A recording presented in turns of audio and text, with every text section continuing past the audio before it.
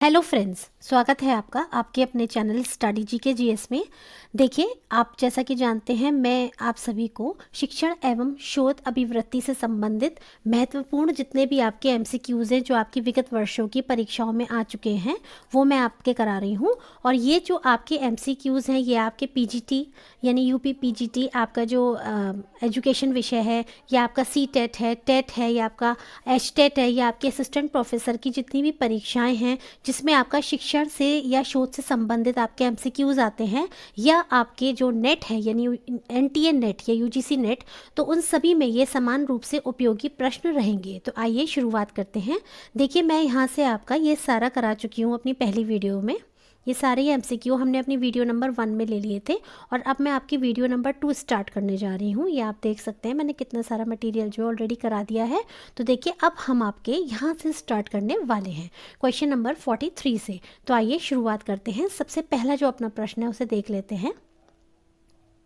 नीचे दी गई सूची में से उन शिक्षण विधियों की पहचान कीजिए जिनमें संवाद जन्य विमर्श की बहुत अधिक गुंजाइश होती है। तो देखिए, इसमें हम देख सकते हैं ये हमारा प्रश्न है। इसमें ये आपसे क्या कह रहे हैं कि हमें उन शिक्षण विधियों की पहचान करनी है जिनमें संवाद जन्य विमर्श की बहुत अधिक गुंजाइश होती है। तो देखिए, इसमें हम सबसे पहले पढ़ेंगे श्रव्य दृश्य उपकरणों की सहायता से व्याख्यान, है ना। इसमें देखिए किस पे फोकस कर रहे हैं, संवाद, है ना, यानी कि कम्युनिकेशन, वार्तालाप, एक तरह से विचार विमर्श। तो देखिए, दृश्य श्रव्य उपकरणों की सहायता से व्याख्यान, तो ये आपका इतना इसमें नहीं आएगा। समूह शिक्षण, उसके बाद आपका ट्यूटोरियल, ये आपका आएगा। ट्यूटोरियल आप समझ रहे हैं ना, ट्यूशन की तरह से पढ़ाना, उसमें क्या होगा, वार्तालाप होगा। फिर है आपका समस्या समाधान विधि। इसमें भी आपका जब समस्या होगी उसका समाधान किया जाएगा तो टू वे आपका कम्युनिकेशन रहेगा, यानी कि संवाद होगा। श्याम पट पर लिखकर समझाने की विधि, इसमें भी जो आपका टू वे कम्युनिकेशन होता है वो कम होता है। और समूह चर्चा, समूह में चर्चा करना, इसमें भी आपका टू वे कम्युनिकेशन यानी कि संवाद जन्य विमर्श होगा। तो यानी कि आपका जो ऑप्शन नंबर 3 है, 4 है और 6 है, ये आपका करेक्ट बैठता है। तो देखिए 3, 4 और 6 आपका किस में है, तो आप देखिए ये आपका ऑप्शन नंबर बी में दिया गया है, 3, 4 और 6। ठीक है, आगे देखिएगा। देखिए, इसे थोड़ा सा पढ़ भी लेते हैं हम। संवाद जन्य विमर्श की बहुत अधिक गुंजाइश वाली शिक्षण विधियों में समूह चर्चा विधि और वाद विवाद प्रविधि प्रमुख शिक्षण विधियां हैं। किसमें, संवाद जन्य विमर्श की, है ना, इसकी बात हो रही है। इस प्रकार की शिक्षण विधि से बालकों में सामाजिकता का विकास होता है और सभी को अपने विचार रखने तथा बोलने का पूर्ण अवसर प्राप्त होता है। अभिव्यक्ति के अवसर मिलने के साथ साथ स्वतंत्र एवं ज्ञानवर्धक चर्चा होने से विषय में स्पष्टता आती है तथा प्रश्नगत प्रविधि में निम्नलिखित विधियां इसके अंतर्गत सम्मिलित हैं: ट्यूटोरियल, समस्या समाधान विधि और समूह चर्चा विधि। और यदि इसमें वाद विवाद प्रविधि होती तो ये भी आपकी इसमें सम्मिलित होती। अगला प्रश्न देखिएगा।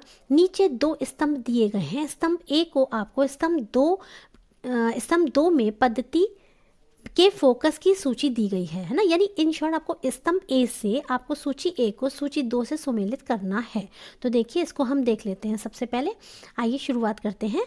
नीचे ये देखिए आपका जो ए है और बी है, देखिए व्याख्यान विधि, है ना। तो देखिएगा, व्याख्यान विधि, दूसरी है आपकी प्रदर्शन विधि यानी डेमोन्स्ट्रेशन मेथड, तीसरा है आपका कौन सा, परियोजना विधि, प्रोजेक्ट मेथड, और चौथा है आपका सहयोगात्मक विधि। तो देखिए, अब हम ऑप्शंस पढ़ लेते हैं। किसी कार्य को प्रतिभागपरता पर जोर देना, किसी कार्य से प्रतिभागपरता पर जोर देना। अनुगम आधारित अधिगम, अनुभव आधारित अधिगम दूसरा आपका हो गया। तीसरा आपका हो गया बहुत अधिक ज्ञान प्रदान करना, और चौथा हो गया विद्यार्थी विभिन्न कार्यकलाप एक साथ निष्पादित करते हैं और सीखते हैं। तो देखिए, इसमें जो आपका मिलान हम करेंगे, तो आइए करते हैं मिलान। तो देखिए, हम इसका मिलान कर लेते हैं। सबसे पहले है व्याख्यान विधि। तो देखिए ये क्या है ना, इसमें आप देखिए बहुत अधिक ज्ञान प्रदान करना, ये आपका हो गया व्याख्यान विधि। दूसरा आपका क्या है, दूसरा आपका प्रदर्शन विधि। प्रदर्शन विधि में आपका क्या आएगा, तो इसमें आपका आएगा अनुभव, अनुभव आधारित अधिगम। अनुभव, क्योंकि प्रदर्शन किया जा रहा है तो आप अनुभव कर रहे हैं किसी चीज़ का, आप देख रहे हैं। परियोजना विधि, परियोजना विधि में आपका क्या ऑप्शन बनता है, तो देखिए इसमें आपका बनता है विद्यार्थी विभिन्न कार्यकलाप एक साथ निष्पादित करते हैं, प्रोजेक्ट पे एक साथ काम करते हैं ना, और सीखते हैं। ठीक है, तो आपका परियोजना विधि का ये वाला ऑप्शन हो गया। और नेक्स्ट हो गया आपका सहयोगात्मक विधि। तो ये देखिए क्या होगा आपका, किसी कार्य से प्रतिभागपरता पर जोर देना, किसी कार्य में या से प्रतिभागपरता पर जोर देना, ये आपका सहयोगात्मक विधि हो गया। देखिए कंफ्यूजन बेसिकली आपका इन दोनों में ज़्यादा होगा, फर्स्ट में और फोर्थ में, है ना, ये वाला जो है और ये वाला जो है। तो देखिए इसमें क्या अंतर है, परियोजना में क्या होगा कि विद्यार्थी विभिन्न कार्यकलाप, है ना, एक साथ निष्पादित करेंगे, प्रोजेक्ट बनाते हैं, एक साथ बनाते हैं और सीखते हैं। ठीक है, अब देखिएगा आपका इस तरह से, देखिए पहले क्या आएगा, पहले आपका आएगा 3, फिर आपका आएगा यानी कि ए का 3, है ना। तो देखिए ऑप्शंस में देखते हैं, ए का 3, ए का आपका 3 है, 3 देन आपका होगा 3 और उसके बाद आपका होगा एक सेकेंड, हाँ जी, प्रदर्शन का ये सामने है इसके 3 2 3 2 और 4 और 1, 3 2 4 1, 3 2 4 1। तो देखिए आपका किस में आ रहा है, आप देख सकते हैं ए का 3 2 4 1, this means fourth is your correct option. ठीक है, करेक्ट आंसर आपका डी ऑप्शन हो गया। अगला देखते हैं, देखिए एक ये प्रश्न रह गया था मेरे ख्याल से, इसे भी हम कर लेते हैं। प्रभावशाली शिक्षण व्यवहारों की सूची में से उन्हें चुनिए जिन्हें मुख्य व्यवहार कहा जाता है। तो देखिए इसमें आपके कुछ ऑप्शंस दिए गए हैं और इसमें आपसे क्या कहा जा रहा है कि प्रभावशाली शिक्षण व्यवहारों की सूची, प्रभावशाली इफेक्टिव, है ना, शिक्षण व्यवहार, टीचिंग बिहेवियर की सूची में से उन्हें चुनिए जिन्हें मुख्य, मेन आपको चुनने हैं। हो सकता है आपको सारे ही लगे एक जैसे, लेकिन इसमें से आपको मेन चुनने हैं। तो देखिए इसमें आपका सबसे पहला पॉइंट जो है, सभी विद्यार्थियों को प्रत्यक्ष, श्रव्य और मौखिक आदायगी। तो क्या ये आपका शिक्षण व्यवहार की प्रभावशीलता को दर्शाता है, बिल्कुल सही, ये आपका दर्शाता है। दूसरा है विद्यार्थियों को उत्तर विस्तारित करने के लिए प्रोत्साहित करना, अधिगमकर्ताओं के साथ उत्साहपूर्ण और शिक्षा प्रदायी संबंध। अगला है आपका प्रस्तुतिकरण के विविध तरीके, है ना, शिक्षण व्यवहारों की बात हो रही है ना, तो प्रस्तुतिकरण के विविध तरीके, ये आपका सही हो जाएगा। कक्षा को कम से कम अस्त व्यस्त करते हुए दुर्व्यवहार को रोकना। तो क्या ये इसमें आएगा, बिल्कुल। प्रभावशाली, जब शिक्षण प्रभावशाली होता है तो बच्चे अपने आप ही डिसिप्लिन में रहते हैं, है ना, और अपने आप डिसिप्लिन्ड होते हैं। तो इस तरीके से आप देख सकते हैं, कक्षा को कम से कम अस्त व्यस्त करते हुए दुर्व्यवहार को रोकना। अगला है आपका आगामी पाठ्यक्रम होगा शायद, आगामी पाठ्यक्रम को संगठित करना और अतीत का सार प्रस्तुत करना। तो देखिए इसमें जो हमारे ऑप्शंस हैं, इसमें हम पहले नीचे देख लेते हैं। मेरे हिसाब से तो 1 4 और 5 मुझे ज़्यादा करेक्ट लग रहे हैं। देखिए ए, है ना, ये देखिए आप ए ऑप्शन, ठीक है। तो इसमें ए 4 और 5 ही आपका करेक्ट है, क्योंकि यही आपके प्रभावशील शिक्षण व्यवहारों की बात कर रहे हैं। ठीक है, शिक्षण कार्य के दौरान प्रयोग किए जाने वाले ऐसे सभी व्यवहार जिनके माध्यम से शिक्षक शिक्षण कार्य को सुगमता से संपन्न करता है तथा शिक्षक छात्र संबंध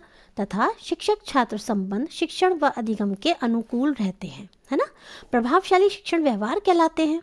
यानी कि ऐसे व्यवहार जिनके माध्यम से शिक्षक कार्य को सुगमता से संपन्न करता है, शिक्षक छात्र संबंध शिक्षक व अधिगम के अनुकूल रहते हैं और प्रभावशाली शिक्षण व्यवहार कहलाते हैं। ठीक है, तो इनमें देखिए सभी विद्यार्थियों को प्रत्यक्ष, श्रव्य और मौखिक प्रदायगी। दूसरा है प्रस्तुतिकरण के विविध तरीके। तीसरा है कक्षा को कम से कम अस्त व्यस्त करते हुए दुर्व्यवहार को रोकना। ठीक है, ये तीनों। निम्नलिखित में से कौन सा कथन टीम शिक्षण की अवधारणा को सर्वोत्तम रूप से व्याख्यायित करता है? क्या करता है? व्याख्यायित करता है। देखिए मैंने आपको अपनी मॉर्निंग वाली वीडियोस में टीम शिक्षण के बारे में बताया था कि टीम शिक्षण क्या होता है ना। देखिए तो मैंने आपको बताया था टीम शिक्षण या समूह शिक्षण सर्वोत्तम रूप से इस अवधारणा को व्याख्यापित करती है कि इसके अंतर्गत देखिए 2 या 2 से ज़्यादा टीचर्स हो सकते हैं, है ना।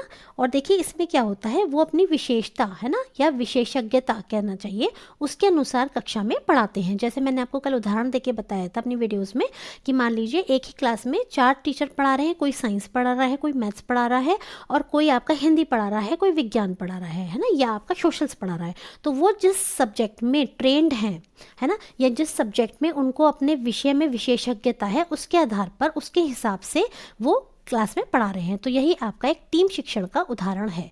तो देखिए अब हम इसे देख लेते हैं। निम्नलिखित में से कौन सा कथन टीम शिक्षण की अवधारणा को सर्वोत्तम रूप से व्याख्यायित करता है? तो देखिए इसमें आपका सी ऑप्शन जो है, मैं डायरेक्ट ऑप्शन बोल रही हूँ, 2 या अधिक अध्यापक अपनी विशेषता के अनुसार एक ही कक्षा को पढ़ाने की योजना बनाते हैं और पढ़ाते हैं। ठीक है, बहुत आसान हो गया। नेक्स्ट देखिएगा, 46 क्वेश्चन है, शिक्षा निम्नलिखित में से किसका एक शक्तिशाली साधन है? तो देखिए किसका, शिक्षा जो है किसका शक्तिशाली साधन है? सामाजिक रूपांतरण का। बिल्कुल सही। जब बच्चा शिक्षा ग्रहण करता है तो क्या उसका सामाजिक रूपांतरण होता है? बिल्कुल, उसका सामाजिक रूपांतरण होता है। उसमें सामाजिकता के गुण आते हैं, सहयोग के गुण आते हैं, बहुत सारी ऐसी चीज़ें हैं जिनका विकास समाज में रहकर होता है और वो शिक्षा के माध्यम से भी सीखता है। ठीक है। व्यक्तिगत रूपांतरण, क्या व्यक्तिगत विकास होता है किसी बच्चे का या व्यक्ति का? बिल्कुल सही। सांस्कृतिक रूपांतरण, बिल्कुल सही। ठीक है, तो ये आपके चारों ही ऑप्शन इसमें करेक्ट हो जाएंगे। ठीक है, तो यानी कि option number D is correct. शिक्षा सामाजिक, व्यक्तिगत, सांस्कृतिक रूपांतरण का शक्तिशाली साधन होता है। शिक्षा के द्वारा व्यक्ति अपने व्यक्तित्व का विकास करता है, एक अच्छा नागरिक बनकर समाज तथा देश के विकास में अपना महत्वपूर्ण योगदान देता है। शिक्षित समाज से ही अच्छी संस्कृति का निर्माण होता है। ठीक है, अगला देखिएगा, कक्षा में परस्पर संवाद से क्या उभर कर आता है? बताइए। अगर कक्षा में स्टूडेंट्स और टीचर के बीच या स्टूडेंट्स के बीच ही कहना चाहिए परस्पर संवाद होता है, तो उससे कक्षा में क्या उभर कर आएगा? तो देखिए विचार, है ना, क्या उभर कर आता है? विचार उभर कर आता है। कक्षा में परस्पर संवाद से क्या उभर कर आना चाहिए? एक सार्थक विचार उभर कर आना चाहिए। ठीक है, ये भी मैंने आपको बताया था। आगे देखिएगा, देखिए कक्षा में परस्पर संवाद किसी समस्या के समाधान के लिए किया जाता है जिसमें शिक्षक एवं छात्र दोनों भाग लेते हैं। अगला देखिएगा प्रश्न, निम्नलिखित शिक्षण प्रक्रिया ठीक उसी क्रम में व्यवस्थित कीजिए, है ना, ठीक क्रम में हमें शिक्षण प्रक्रिया को व्यवस्थित करना है। ठीक है, जो आपका टीचिंग प्रोसेस है उसको हमें व्यवस्थित करना है क्रम के अनुसार। तो देखिए इसमें आपके कई सारे पॉइंट्स दिए गए हैं, मैं डायरेक्ट उत्तर पर आ जाती हूँ। तो इसमें देखिएगा आपका सबसे पहले क्या आएगा? शिक्षण लक्ष्यों को सूत्रबद्ध करना, है ना। हम अगर टीचिंग करने जा रहे हैं तो हम टीचिंग क्यों कर रहे हैं, हमारे क्या उद्देश्य हैं? आप बुक्स खोल के देखिएगा, जो बच्चों की बुक्स होती हैं तो उनमें स्टार्टिंग में ही उद्देश्य दिए होते हैं कि इस पाठ को पढ़ाने का क्या उद्देश्य है, इस पाठ को पढ़ाने का क्या लक्ष्य है या क्या उद्देश्य है ना। तो शिक्षण लक्ष्यों को सूत्रबद्ध करना। दूसरा आपका क्या आएगा इसमें? दूसरा आपका आएगा, देखिए, वर्तमान ज्ञान को पहले के ज्ञान से जोड़ना, है ना, वर्तमान ज्ञान को पहले के ज्ञान से जोड़ना। उसके बाद आपका क्या आएगा? शिक्षण सामग्री का प्रस्तुतिकरण।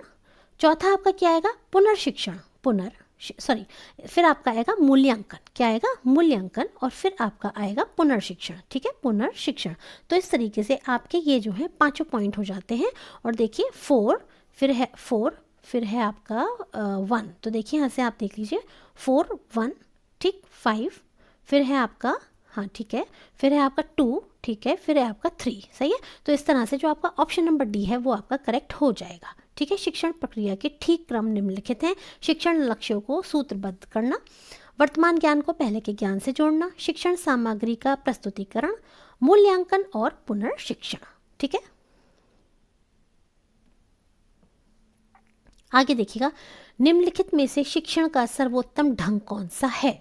निम्नलिखित में से शिक्षण का सर्वोत्तम ढंग कौन सा है? ये मैं आपको बता चुकी हूँ मॉर्निंग की वीडियोस में ही कि निरूपण, डेमो, है ना, किसी चीज़ को जब आप दिखा के डेमोस्ट्रेशन दे के उसका पढ़ा रहे हैं तो वो आपका सर्वोत्तम रूप है, क्योंकि उसमें बच्चे को एकदम क्लियर हो रहा है, वो सामने देख पा रहा है कि हम किस चीज़ की बात कर रहे हैं। वो अमूर्त नहीं पढ़ रहा है, मूर्त, है ना, सामने है उसके। तो देखिए शिक्षण का सर्वोत्तम ढंग आपका निरूपण यानी कि डेमोन्स्ट्रेशन है। इस माध्यम से छात्रों को वास्तविक वस्तुओं, चित्रों अथवा प्रयोगों के माध्यम से सिखाया जाता है।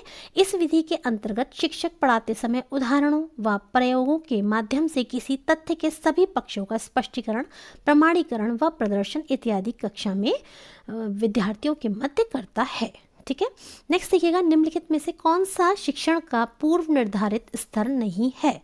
ठीक है, कौन सा शिक्षण का पूर्व निर्धारित स्तर नहीं है। तो देखिए इसमें ऑप्शन आपका जो डी है, डी आपका नहीं है ना। हमें पता है 3 स्तर होते हैं, सॉरी आपके देखिए कौन कौन से 3 होते हैं पूर्व निर्धारित स्तरों में। तो देखिए स्मरण, बोध और परावर्तित, है ना, ये आपके तीनों ही शामिल होते हैं, परंतु विभेदीकरण जो है ये आपका नहीं शामिल होता है। ठीक है, आगे देखिएगा,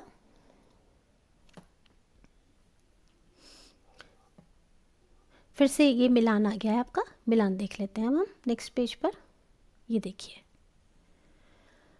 ये आपके लर्नर्स कैरेक्टरिस्टिक्स यानी कि अधिगमकर्ता की विशेषता का प्रकार दिया गया है इन्होंने, और दूसरी तरफ इन्होंने उसकी व्याख्या की है। तो आइए सीधे सीधे देखते हैं एकेडमिक कैरेक्टरिस्टिक्स। ठीक है, चलिए, तो अकादमिक विशेषताएं, दूसरा है आपका सोशल कैरेक्टरिस्टिक्स। पहले हम इनको ही देख लेते हैं। तो देखिएगा इसमें आपका अकादमिक विशेषताएं, ये आपका किससे संबंधित है। तो आप देखिएगा अधिगमकर्ता आवश्यकता पड़ने पर अपने पाठ्यक्रम में विभिन्न तथ्यों का चयन करता है। अधिगमकर्ता आवश्यकता पड़ने पर अपने पाठ्यक्रम में विभिन्न तथ्यों का चयन करता है। ये आपका एकेडमिक कैरेक्टरिस्टिक्स से रिलेटेड है। सामाजिक विशेषताएं, तो सामाजिक विशेषताओं में आपका क्या आएगा, देखिए इसमें आपका, नीचे चलते हैं, अधिगमकर्ता समकक्षियों के टीम मेंबर के रूप में कार्य करता है। टीम मेंबर है ना, यानी कि सामाजिक विशेषता हो गई ना। आगे देखिएगा, नेक्स्ट है आपका भावनात्मक, तो यानी कि इमोशनल। तो यहाँ पर क्या आएगा, अधिगमकर्ता, ये देखिए अधिगमकर्ता अपनी कक्षा के सदस्यों की पसंद और नापसंद की दृष्टि से व्यक्तिगत मतभेदों को सम्मान देना शुरू कर देता है ना। तो ये आप एक तरह से देखिए आपकी भावनात्मक विशेषताओं में आएगा कि दूसरे की पसंद और नापसंद को भी व्यक्तिगत मतभेदों को सम्मान देना शुरू कर देना। ठीक है, और लास्ट है आपका संज्ञानात्मक विशेषता। तो इसमें आपका कौन सा आएगा, तो देखिए इसमें आपका पहला वाला आएगा, अधिगमकर्ता संबंधित संदेशों को सही रूप से संकेतन और विसंकेतन करता है ना। अधिगमकर्ता जो लर्नर है वो संबंधित संदेशों को सही रूप से आपका समझता है, या हम कह सकते हैं कि कोडिंग और डिकोडिंग एक तरह से करता है। ठीक है, तो आप देखिएगा मैसेजेस जो होते हैं उनको सही रूप से समझता है। इसकी देखिए इंग्लिश दी हुई है आपकी, learners encodes and decodes relevant messages correctly, यानी जो भी उसको मैसेज दिया गया है लर्नर को, वो उसको सही से एनकोड करता है या डीकोड करता है। ठीक है, आगे चलिएगा, तो इसका जो आपका करेक्ट ऑप्शन हो जाएगा वो आपका कौन सा हो जाएगा, वो हो जाएगा आपका ऑप्शन नंबर सी, है ना। ये देखिए ये सारी आपकी डिटेलिंग दी गई है। आगे चलते हैं नेक्स्ट क्वेश्चन पे अपने, what are the basic requirements for organising teaching at understanding level.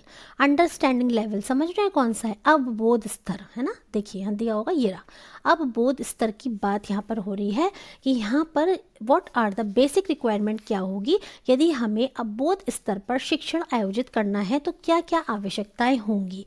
ठीक है, तो आप इसमें देखिएगा, सबसे पहला है आपका प्रस्तुत किए जा रहे तथ्यों और अवधारणाओं से संबंधित बड़ी संख्या में सकारात्मक और नकारात्मक उदाहरण देना। ये मैं आपको कई बार बता चुकी हूँ, ये आपका अवबोध स्तर में आता है, सकारात्मक और नकारात्मक उदाहरण देना। दूसरा है आपका तथ्यों को रेखांकित करने वाली मुख्य विशेषताओं को याद करने पर बल देना। याद करने पर, ये तो गलत हो गया क्योंकि ये तो स्मृति शिक्षण में आता है। तीसरा देखिए, और पहला वाला देखिए आपका करेक्ट हो चुका है ना। तीसरा है आपका अपेक्षित सूचना को तुरंत उपलब्ध कराने का अवसर प्रदान करना। अपेक्षित सूचना को giving opportunity to promptly supply the needed information, नहीं, ऐसा भी नहीं होता है। अगला है आपका conducting discussions to examine the pros and cons of an issue, यानी कि आपके देखिए किसी मुद्दे के सकारात्मक और नकारात्मक, फिर से देखिए आ गई वही बात, पहलुओं की जांच हेतु परिचर्चा आयोजित करना, ये आपका बिल्कुल आता है। एक तो आपका फर्स्ट था, एक आपका फोर्थ आ गया। नेक्स्ट है आपका विद्यार्थियों को प्रस्तुत तथ्यों की स्वयं द्वारा व्याख्या करने के अवसर प्रदान करना। विद्यार्थियों को प्रस्तुत तथ्यों की स्वयं द्वारा व्याख्या, देखिए ना तो ये आपका स्मृति स्तर में आएगा, ना ही ये आपका जो आपका ये रिफ्लेक्टिव लेवल होता है, ना ही उसमें आएगा। तो ये आपका इसी से संबंधित हो जाएगा, यानी कि आपका 1, 4 और 5 जो है आपका करेक्ट आंसर बनेगा। तो आइए अब हम अपने ऑप्शंस को देख लेते हैं। हाँ, ये देखिए आपका जो फर्स्ट ऑप्शन है वो करेक्ट हो जाता है। अब बोध स्तर पर शिक्षण आयोजित करने हेतु मुख्य आवश्यकताएं हैं, ये देखिए मैं शॉर्ट में आपको बता दे रही हूँ, बता चुकी हूँ वैसे। सकारात्मक और नकारात्मक उदाहरणों को यूज़ करना, सकारात्मक और नकारात्मक पहलुओं की जांच परिचर्चा, है ना, विद्यार्थियों को प्रस्तुत तथ्यों को स्वयं द्वारा व्याख्या करने के अवसर प्रदान करना, तथ्यों को स्मरण करने के साथ साथ उन्हें समझना। ठीक है, स्मरण तो करना है लेकिन समझना भी बहुत इंपॉर्टेंट है। ठीक है, जबकि हमने ऊपर अभी देखा था कि केवल याद करने की बात हो रही थी, है ना। अगला है प्रस्तुत विषय में दक्षता प्राप्त करना एवं सामान्यीकरण की क्षमता का विकास करना या को विकसित करना। ठीक है, नेक्स्ट क्वेश्चन देखिएगा, निम्नलिखित में से उन विशेषताओं की पहचान कीजिए जो एक प्रभावी अध्यापक बनने के लिए सहायक व्यवहारों या व्यवहार की वर्ग के अंतर्गत आती हैं। तो देखिएगा, योजना बनाना, विद्यार्थी सफलता दर, विद्यार्थी मतों का प्रयोग करना, परीक्षण करना, अनुदेशनात्मक विधि। तो देखिए इसमें हमारा जो करेक्ट आंसर इन्होंने बताया है वो कौन सा है, आपका ऑप्शन नंबर डी है। कैसे, तो देखिए इसमें आप फर्स्ट है आपका क्या, संरचना बनाना, क्या बनाना, संरचना बनाना। दूसरा आपका क्या है इसमें, तो देखिए दूसरा है आपका 3, यानी कि विद्यार्थी सफलता दर, है ना, क्योंकि ये भी इफेक्टिव टीचिंग में एक बहुत ही इंपॉर्टेंट आपका हो जाता है। नहीं, विद्यार्थी सफलता दर नहीं, विद्यार्थी मतों का प्रयोग करना, विद्यार्थी मतों का प्रयोग करना। और आपका नेक्स्ट हो जाता है तो वो आपका होगा प्रोबिंग, यानी कि आपकी परीक्षण करना, है ना। तो ये आपके तीनों जो हैं इसके करेक्ट आंसर हो जाते हैं। आगे देखिएगा, बोरिस के अनुसार बेहतर शिक्षक के लिए 5 प्रमुख व्यवहार हैं जो पाठ्यक्रम, स्पष्टता, अनुदेशात्मक विविधता, शिक्षक कार्य अभिविन्यास, अधिगम प्रक्रिया में व्यस्तता और विद्यार्थी सफलता दर हैं। और इन प्रमुख व्यवहार से संबंधित 5 सहायक व्यवहार हैं, विद्यार्थी मत का प्रयोग, संरचना बनाना, प्रश्न पूछना, परीक्षण करना और शिक्षक का प्रभाव। ठीक है, तो ये देखिए आपके 5 जो हैं मेन प्रमुख शिक्षक व्यवहार हैं जो कि सहायक व्यवहार कहलाते हैं। किस चीज़ के लिए, आपके इफेक्टिव टीचिंग के लिए। अगला प्रश्न देखिएगा, identify from the following list of competencies of teaching which are related to personality and attitude, यानी कि जो व्यक्तित्व और अभिवृत्ति से संबंधित हैं वो आपको इसमें पहचानने हैं। तो देखिए इसमें जो आपका सही उत्तर हो जाता है वो है आपका लोकस ऑफ कंट्रोल, यानी नियंत्रण की संस्थिति, और आपका आत्म प्रभावोत्पादकता, नियंत्रण की संस्थिति, और आपका आत्म प्रभावोत्पादकता, है ना। ये दोनों मैंने आपको पहले भी बताए थे, तो ये आपके करेक्ट हो जाएंगे। ठीक है, क्योंकि ये व्यक्तित्व और अभिवृत्ति से संबंधित हैं। नेक्स्ट देखिएगा, निम्नलिखित में से कौन सा समावेशी शिक्षण की अवधारणा की व्याख्या करता है। तो देखिए इसमें जो आपका है ऑप्शन डी, मैं डायरेक्ट ऑप्शन बता रही हूँ, है ना। ये क्या पूछ रहे हैं, समावेशी शिक्षण की अवधारणा की व्याख्या कौन सा करता है। तो ये देखिए आप, इसमें आपका ऑप्शन नंबर डी करेक्ट है। शिक्षक विभिन्न पृष्ठभूमियों के विद्यार्थियों को एक ही कक्षा में एक साथ सिखाता है, तो ये आपका समावेशी शिक्षण की अवधारणा को पुष्ट करता है। ठीक है, आगे देखिएगा, और देखिए इसमें समावेशी शिक्षण के अंतर्गत आप पढ़ सकते हैं, इसके अंतर्गत शारीरिक और मानसिक रूप से विकलांग बच्चे या बालक और अभिगमन अशक्त बालक तथा अनुसूचित जाति, अनुसूचित जनजाति, निर्धन, पिछड़े वर्ग के बालकों का समावेशन भी होता है। मेन इसमें क्या है, समावेशी शिक्षा में सभी प्रकार के बच्चे किसी भी वर्ग जाति के हों या मेल हो फीमेल हो, शारीरिक रूप से या मानसिक रूप से या विकलांग बालक, उन सभी को एक साथ उनको पढ़ाना आपका समावेशी शिक्षण का एक पार्ट है। आगे देखिए, निम्नांकित में से कौन कक्षागत शिक्षण की विशेषताओं को प्रदर्शित करता है ना, कक्षागत शिक्षण की पूछ रहे हैं, कौन आपकी विशेषताओं को प्रदर्शित करता है। तो देखिए इसमें आपका जो करेक्ट आंसर हो जाएगा वो आपका कौन सा हो जाएगा, देखिए कक्षा में छात्रों द्वारा गुणवत्तापूर्ण प्रश्न पूछने के माध्यम से, through the quality of questions asked by the students in the classroom. मतलब कक्षागत शिक्षण की विशेषताओं को कौन सा आपका पॉइंट प्रदर्शित करता है। कक्षा में यदि पूर्ण उपस्थिति है तो क्या इसके माध्यम से, नहीं। कक्षा में अनेक सहायक शिक्षण सामग्री के माध्यम से, नहीं। कक्षा में छात्रों का मौन सुनिश्चित करने के माध्यम से, बिल्कुल नहीं, ये तो बिल्कुल ही इनकरेक्ट है। अगर इंटरेक्शन ही नहीं है क्लास में तो वो तो आपकी क्लास एक्टिव क्लास तो है ही नहीं, ना एक्टिव लर्नर्स हैं, पैसिव लर्नर्स हो गए। तो ये आपका ज़्यादा करेक्ट है चारों की तुलना में, कि कक्षा में छात्रों द्वारा जो गुणवत्तापूर्ण प्रश्न पूछे जा रहे हैं उसके माध्यम से हमें पता चलता है, क्या पता चलता है कि आपकी जो कक्षागत शिक्षण है वो कैसा है। ठीक है, आगे देखिएगा, अध्यापन की सर्वोत्तम प्रणाली कौन सी है। अध्यापन की सर्वोत्तम प्रणाली की यहाँ बात हो रही है। तो देखिए इसमें जो जानकारी प्रदान करना, छात्रों से पुस्तकें पढ़ने के लिए कहना, अच्छी संदर्भ सामग्री का सुझाव देना, चर्चा प्रारंभ करने की पहल करना और उसमें भाग लेना। चर्चा में क्या होगा, स्टूडेंट और टीचर दोनों एक दूसरे से चर्चा कर रहे हैं, परिचर्चा कर रहे हैं, यानी कि एक्टिव और मतलब पैसिव लर्नर्स सभी एक साथ मिलके क्लास को जो है एक्टिव बना रहे हैं ना। तो इसीलिए अध्यापन की सर्वोत्तम प्रणाली आपकी चर्चा प्रारंभ करने की पहल करना और उसमें भाग लेने से संबंधित है। चर्चा विधि शिक्षण की एक बहुउपयोगी विधि है। जब शिक्षक छात्रों के सहयोग से किसी जटिल समस्या के समाधान तक पारस्परिक आदान प्रदान है ना, विचारों के आदान प्रदान एवं तर्क के माध्यम से पहुंचता है तो इसे चर्चा विधि कहते हैं और ये एक सर्वोत्तम विधि है। ठीक है, यह कहना चाहिए ये एक सर्वोत्तम अध्ययन की प्रणाली है अध्यापन की। आगे देखिएगा आपका जो नेक्स्ट प्रश्न है, देखिए, Which of the following is a key behavior in effective teaching? Which of the following is a key behavior in effective teaching? तो देखिए इसमें आपका जो चौथा है यानी कि अनुदेशनात्मक विविधता, ये आपका की बिहेवियर यानी कि प्रभावी शिक्षण में प्रमुख व्यवहार है।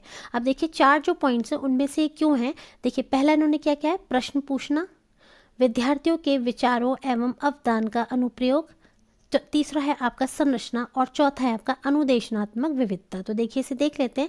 शिक्षण एक प्रक्रिया है जिसके लिए परिस्थितियां उत्पन्न की जाती हैं ताकि अधिगमकर्ता एक विशिष्ट प्रकार का व्यवहार करे और इच्छित लक्ष्यों का अनुभव करे। शिक्षक शिक्षण को प्रभावशाली बनाने के लिए विविध अनुदेशनात्मक प्रविधियों का प्रयोग करता है या इंस्ट्रक्शनल्स मेथड का आपके यूज़ करता है। और ये जो आपका प्रश्न है आप देखिए ये आपका यूजीसी नेट 2017 में आ चुका है। आगे देखिएगा अगला प्रश्न, देखिएगा प्रभावोत्पादक है ना शिक्षण में निम्नलिखित में से कौन सा प्रमुख व्यवहार है।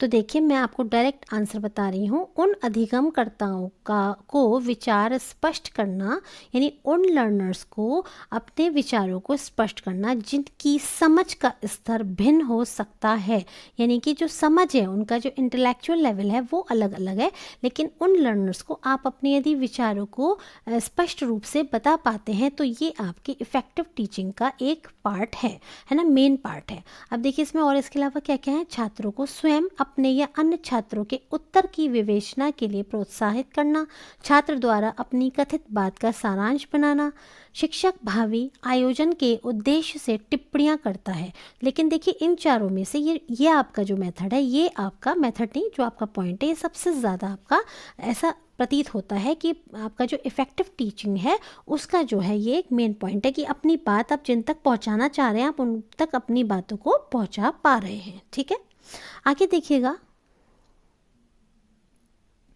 Which of the following factors contributing to school learning are termed as social competence, यानी कि विद्यालय अधिगम में योगदान देने वाले निम्नलिखित में से कौन से कारक हैं जिन्हें सामाजिक दक्षता के रूप में माना जाता है। तो देखिए इसमें जो आपका करेक्ट आंसर है वो है आपका, देखिए सबसे पहले है अभिप्रेरणा। देखिए फिर से पढ़ लीजिए, विद्यालय अधिगम में योगदान देने वाले निम्नलिखित में से कौन से कारण हैं जिन्हें सामाजिक कारक, सामाजिक दक्षता के रूप में माना जाएगा। अभिप्रेरणा, ये आपका सही हो जाएगा। बौद्धिकता, सामाजिक कौशल, ये तो ऑब्वियसली 100% होगा सामाजिक कौशल तो आपका, ठीक है। उसके बाद आपका देखिए कौन सा है, पारिवारिक मदद, बिल्कुल ये भी सामाजिक उससे संबंधित हो गया। और अधिगमकर्ता की विशिष्ट योग्यता, विशिष्ट योग्यता ये समाज से संबंधित आपकी नहीं रही है ना, सामाजिक दक्षता के रूप में नहीं रही है, तो उसकी विशिष्ट योग्यता है ना, इसलिए ये नहीं आएगा।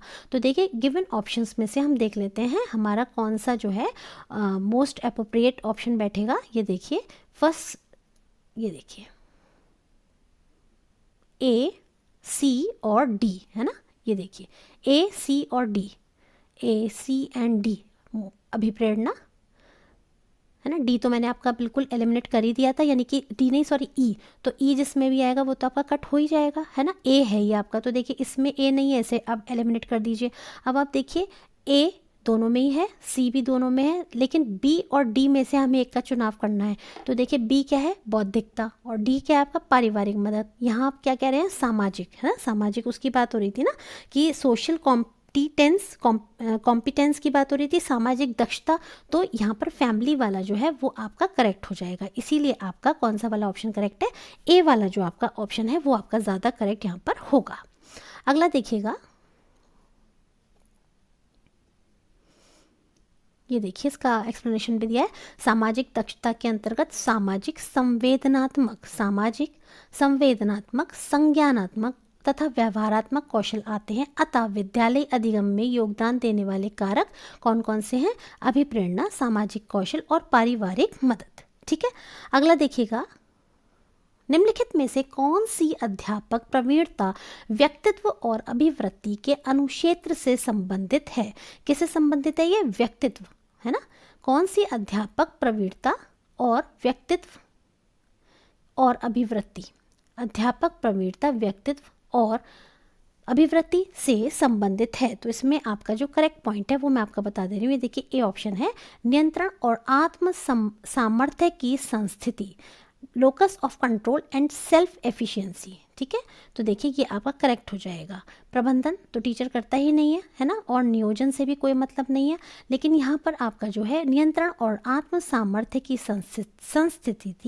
संस्थिति अध्यापक प्रवीणता के व्यक्तित्व और अभिवृत्ति के अनुक्षेत्र से संबंधित है, क्योंकि यहाँ पे हमें व्यक्तित्व और अभिवृत्ति है ना, आपका जो एटीट्यूड है और आपकी जो पर्सनैलिटी है उससे संबंधित करना है।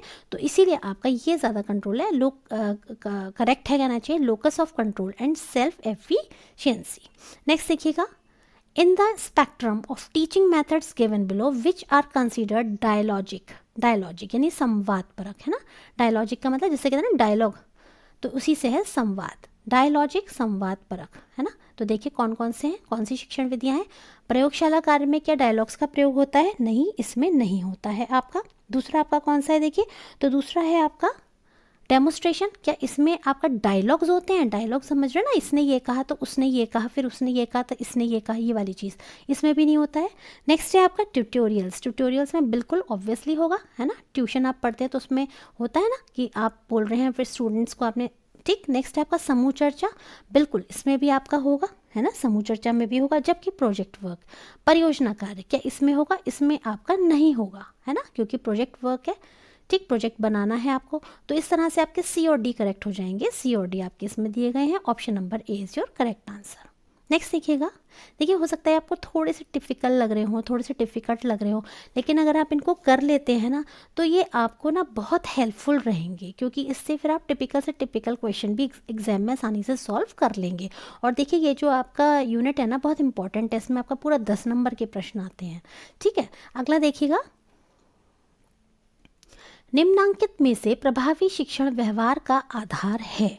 प्रभावी शिक्षण व्यवहार का आधार क्या है, आधार बेसिक क्या है ना, इफेक्टिव टीचिंग बिहेवियर का। तो देखिए अध्यापक की मध्यस्थता में संवाद जो शिक्षण को क्या पढ़ाया जा रहा है उसे समझने में मदद करता है। विद्यार्थी द्वारा दिए गए उत्तर के बारे में स्पष्टीकरण प्राप्त करना, विद्यार्थियों की प्रतिक्रिया के बारे में अतिरिक्त सूचना की मांग करना, या कम त्रुटि दर उच्च सफलता को बढ़ावा देकर विद्यार्थियों के आत्मसम्मान और सकारात्मक व्यवहार को बढ़ाना, है ना, पॉजिटिव बिहेवियर उनके अंदर इंक्रीज करना, कम त्रुटि दर, उच्च सफलता को बढ़ाना। तो ये आपका मेरे हिसाब से ज़्यादा करेक्ट हो जाएगा। देखिए चेक कर लेते हैं एक बार। हाँ देखिए ये आपका बिल्कुल सही है, त्रुटि की दर को कम करना अर्थात सफलता के उच्च स्तर को प्राप्त करने हेतु बढ़ावा देकर विद्यार्थियों के आत्मसम्मान और सकारात्मक व्यवहार को बढ़ावा देना प्रभावी शिक्षण व्यवहार का आधार होता है। प्रभावी शिक्षण व्यवहार के अंतर्गत एक शिक्षण कार्य को करते समय उन सभी व्यवहारों को कुशलतापूर्वक करता है जिससे छात्र अधिगम के उच्च स्तर को प्राप्त कर सके या उनको प्राप्ति हो सके। अगला देखिएगा, यदि शिक्षण को सात्यांक की तरह देखा जाए, है ना, तो निम्नलिखित में से कौन सी प्रकारता शिक्षक एवं अधिगमकर्ता के बीच सक्रिय एक्टिव आदान प्रदान को शामिल करती है? तो देखिए इसमें जो आपका करेक्ट होगा वो कौन सा है, ट्रेनिंग, अनुकूलन, इंस्ट्रक्शन या इंडॉक्ट्रिनेशन। तो देखिए आपका ये करेक्ट है इंस्ट्रक्शनल, क्योंकि इसमें क्या होगा, इंस्ट्रक्शंस, है ना, सक्रिय आदान प्रदान है ना होगा, ठीक है, किसमें, इंस्ट्रक्शंस में। यदि शिक्षण को सात्यांक की तरह देखा जाता है तो अनुदेशन प्रकारता शिक्षण एवं अधिगमकर्ता के बीच सक्रिय आदान प्रदान को शामिल करती है। निम्नलिखित में से देखिए कौन कौन सी शिक्षण पद्धतियाँ प्रत्यक्ष अधिगम के लिए उपयोगी हैं? प्रत्यक्ष अधिगम, डायरेक्ट लर्निंग के लिए कौन सी शिक्षण पद्धतियाँ जो हैं वो आपकी इंपॉर्टेंट हैं, तो उन्हें आप देख लीजिएगा। सबसे पहले आपकी ये बता रहे हैं कौन सी, टीम शिक्षण का तथा व्याख्यान देना, निरूपण तथा भूमिका निर्वाह, प्रत्यक्ष अधिगम समझ रहे हैं, डायरेक्ट आप देख के लर्न कर रहे हैं, यानी कि निरूपण बिल्कुल डेमोन्स्ट्रेशन में आप देखते हैं डायरेक्टली।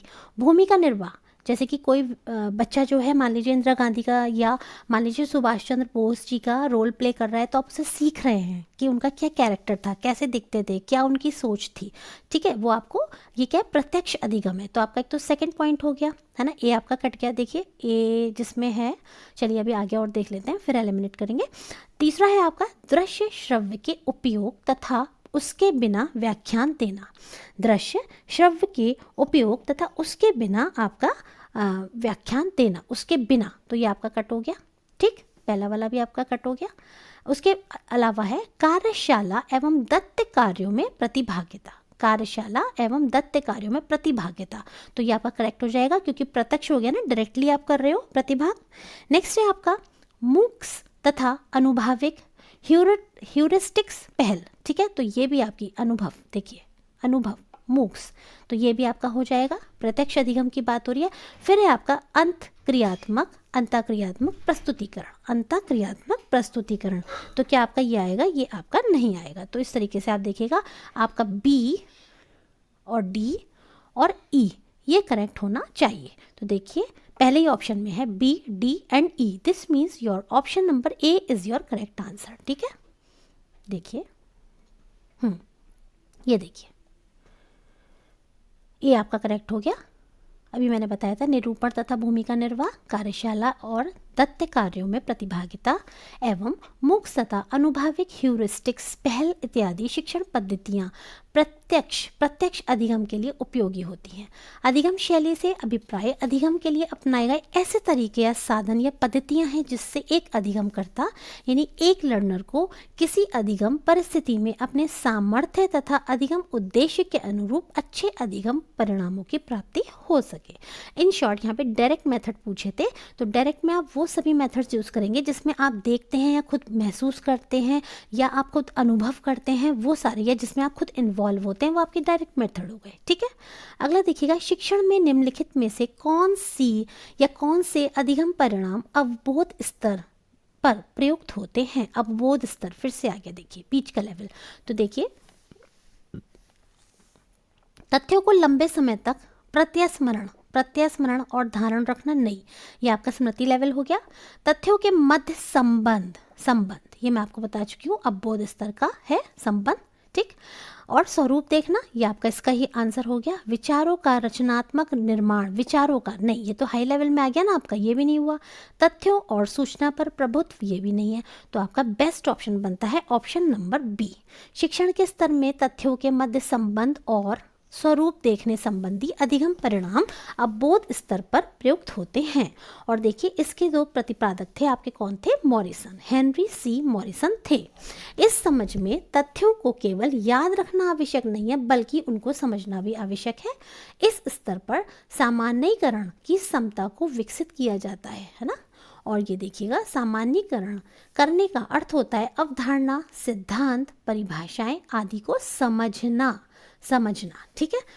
अगला देखिए, फिर से कितना आसान है, आपको देख के एकदम पता चल रहा होगा। क्वेश्चन नंबर 68 अपने आप देखिए। कोई अध्यापक कक्षा में अपनी प्रस्तुति के समर्थन में बहुत से सकारात्मक और नकारात्मक, फिर से बताइए, बिना ऑप्शंस के बताइए कौन सा हो गया। ये कई बार एक्सप्लेन कर दिया है।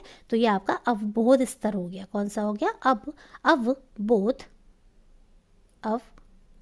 स्तर। देखिए चेक कर लेते हैं, ये देखिए आ गया ना अवबोध स्तर।